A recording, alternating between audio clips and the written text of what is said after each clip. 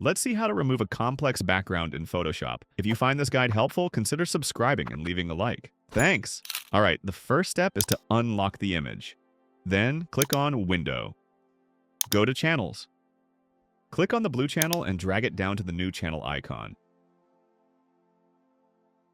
Now, go to Image, then Adjustments, and select Levels. Here, adjust the levels until your image becomes black and white. The background you want to remove should be completely white, like this.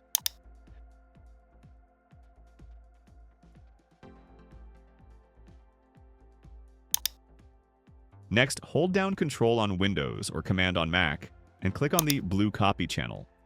Then click back on RGB. Now go to Select, choose Inverse, and click on the mask button. And that's it.